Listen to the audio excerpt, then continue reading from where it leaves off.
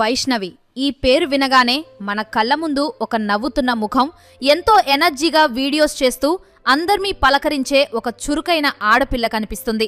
లక్షలాది మందికి ఆమె కేవలం ఒక యూట్యూబర్ మాత్రమే కాదు, తన వీడియోలతో ఎంతో మందికి వైష్ణవి అమ్మగా దగ్గరైన ఒక ఆత్మీయురాలు. కానీ ఫ్రెండ్స్, ఆ నవ్వుల వెనుక ఎంతటి విషాదముందో, ఆ నిండు ప్రాణం ఈరోజు మన మధ్య లేదన్న చేదు నిజాన్ని మనం అస్సలు జీర్ణించుకోలేకపోతున్నాం. ఇది కేవలం ఒక మరణం కాదు, ఒక దారుణమైన నమ్మక ద్రోహం.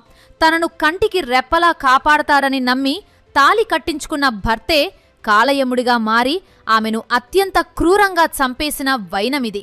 అంతకంటే దారుణమేంటంటే, ఆమె కడుపులో 3 నెలల పసికందు పెరుగుతోంది. ఆ చిన్నారి ఈ లోకాన్ని చూడకముందే కన్న తండ్రి చేతిలోనే బలైపోయింది. ఈ వీడియోలో మనం వైష్ణవి ఒక సామాన్య అమ్మాయి నుండి స్టార్ యూట్యూబర్గా ఎలా ఎదిగింది, ఆ ఎదుగుదలే ఆమె ప్రాణానికి ఎలా ముప్పుగా మారింది, మరియు ఆ కిరాతక భర్త చేసిన ధాతుకం వెనక ఉన్న అసలు కారణాలేంటో వివరంగా మాట్లాడుకుందాం. వైష్ణవి ప్రయాణం నిజంగా ప్రతి ఒక్కరికి ఒక పెద్ద స్ఫూర్తి. ఒక సాధారణ మధ్యతరగతి కుటుంబం నుండి వచ్చిన ఆమె ఎవరి సపోర్ట్ లేకుండానే తనకంటూ ఒక గుర్తింపు ఉండాలని కలలు కన్నది. తనలో ఉన్న టాలెంట్ను లోకానికి చూపించాలని వైషు అమ్మ పేరుతో యూట్యూబ్ ఛానల్ మొదలుపెట్టింది. ఆమె చేసే వీడియోస్, ఆమె మాట్లాడే తీరు, ఆమె కట్టుబొట్టు అన్నీ చూస్తుంటే మన ఇంట్లోని మనిషి మాట్లాడుతున్నట్టే అనిపించేది. అందుకే చాలా తక్కువ కాలంలోనే లక్షలాది మంది అభిమానులను సంపాదించుకుంది వైష్ణవి. నెలకు ₹1,00,000 పైగా సంపాదిస్తూ ఆర్థికంగా ఎవరి మీద ఆధారపడకుండా నిలదొక్కుంది. ఆమె ఒక పక్కా ఇండిపెండెంట్ ఉమెన్. ఎవరైనా ఏదైనా అంటే అసలు ఊరుకునే రకం కాదు, చాలా ధైర్యంగా ఉండేది. కానీ పాపం, ఆ సంపాదనే ఆమె ప్రాణానికి ముప్పుగా మారుతుందని, ఆమె ఎదుగుదలని చూసి ఓర్వలేకపోయే అహంకారం ఆమె ఇంట్లోనే పెరుగుతోందని ఆమె అస్సలు ఊహించలేకపోయింది. నిజానికి హరిబాబు వైష్ణవిని ఇష్టపడుతున్నట్లు ఆమె ఫ్యామిలీని నమ్మించి పెళ్లి చేసుకున్నాడు. కాని పెళ్లైన 8 నెలలకే భార్యను హరిబాబు గొంతు కోసి చంపేశాడు. వీరి మధ్య గొడవలకు ప్రధాన కారణం కట్నం మరియు అభద్రతాభావం. హరిబాబు తల్లికి వైష్ణవి తెచ్చిన కట్నం సరిపోలేదు. పైగా వైష్ణవి కులం కూడా ఆమెకు ఒక సమస్యగా మారింది. ఆమె అత్త ఆలోచన ఎలా ఉండేదంటే, కోడలంటే వంటింటి కుందేరులా పడి ఉండాలి, చెప్పినట్టు వినాలి అని. కానీ వైష్ణవికి ఆ బానిసత్వం నచ్చలేదు. అదే ఇంట్లో గొడవలకు కారణమైంది. వైష్ణవి కుటుంబం హరిబాబుకు ఏమీ తక్కువ చేయలేదు. వైష్ణవి తల్లి ఇప్పటికే మాదాపూర్ శివార్లలో 5 లక్షల రూపాయల విలువైన 2 గుంటల భూమిని అల్లుడైన హరిబాబు పేరు మీద కొనిచ్చారు. కాని ఈ హరిబాబుకు ఆ భూమి వద్దు, అతనికి చేతికి నగదు కావాలి.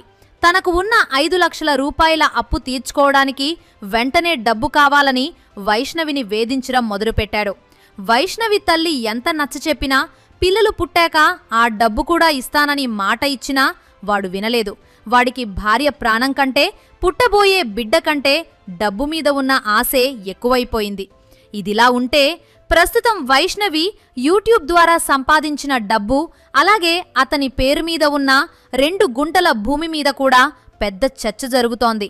అంటే వైష్ణవి తన కష్టంతో యూట్యూబ్ నుండి సంపాదించిన ఆదాయం మీద ఆమె భర్తకు హక్కు ఉంటుందా అన్నది ఇప్పుడు చట్టపరమైన ప్రశ్న. అయితే హరిబాబు పేరు మీద ఉన్న 2 గుంటల భూమి విషయానికి వస్తే, వైష్ణవిని హత్య చేసిన నిందితుడిగా హరిబాబు ఉన్నందున ఆమె కష్టపడి సంపాదించిన డబ్బులు లేదా ఆమె కుటుంబం నుండి అతనికి అందిన ఆస్తులోస్తులు అతనికి దక్కకుండా చేసేందుకు చట్టపరమైన పోరాటం జరుగుతోంది. ఫ్రెండ్స్, ఇక్కడ మనం ఒక నిమిషం ఆగి ఆలోచించాలి.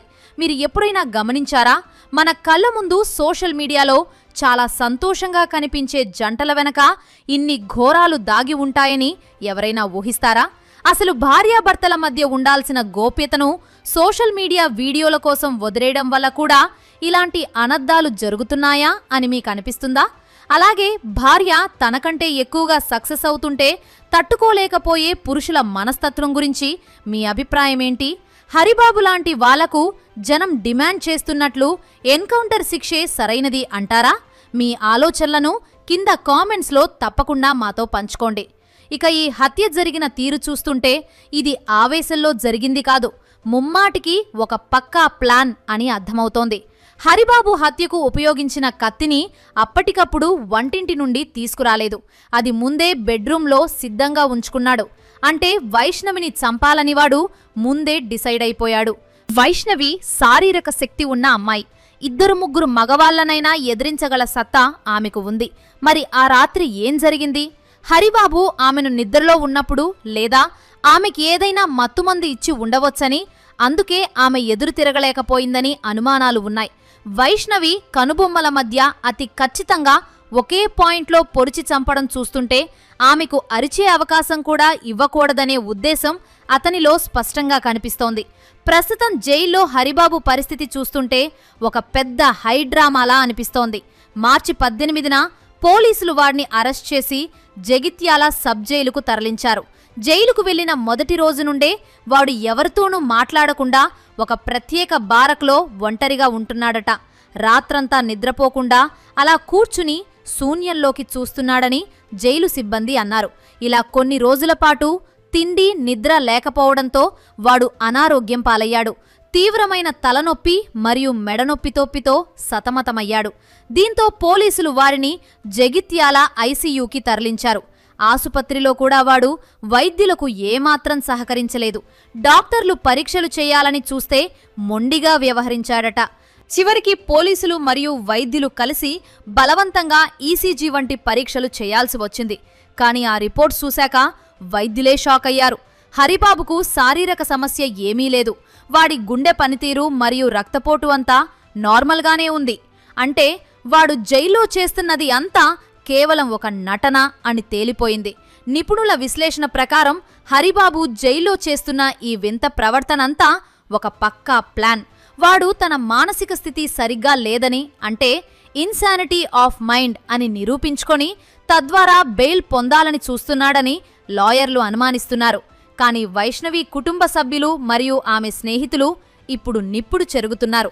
వైష్ణవి అన్నదమ్ములు ఇప్పటికే ఒక బహిరంగ ప్రకటన చేశారు.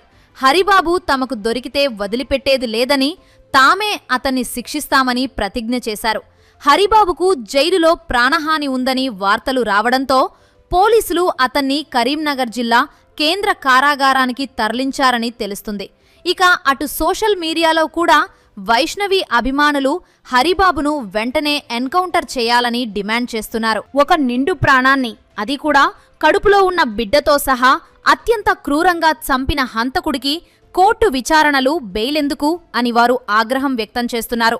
నిజానికి వైష్ణవి వీడియోలు చేయడం వల్లే హరిబాబు అసలు మనస్తత్వం ఇప్పుడు బయటపడిందని, లేదంటే వారు ఎప్పటికీ దొరికేవారు కాదని న్యాయ నిపుణులు చెబుతున్నారు. భార్య తనకంటే సక్సెస్ అవుతుంటే తట్టుకోలేకపోయే అహంకారం, అసూయ వారిని ఒక హంతకుడిగా మార్చాయి. వైష్ణవి కేసు మనకు కొన్ని చేదు నిజాలను నేర్పిస్తోంది. ముఖ్యంగా వెనుక ఎవరూ లేని మహిళలు ఆర్థికంగా ఎదుగుతున్నప్పుడు వారి చుట్టూ ఉండేవారి బుద్ధిని పసిగట్టాలి. గృహహింస విషయంలో చిన్న గొడవలే కదా అని వదిలేస్తే అవి చివరకు ఇలాంటి హత్యల వరకు దారితీస్తాయని ఈ ఘటన మనల్ని గట్టిగా హెచ్చరిస్తోంది.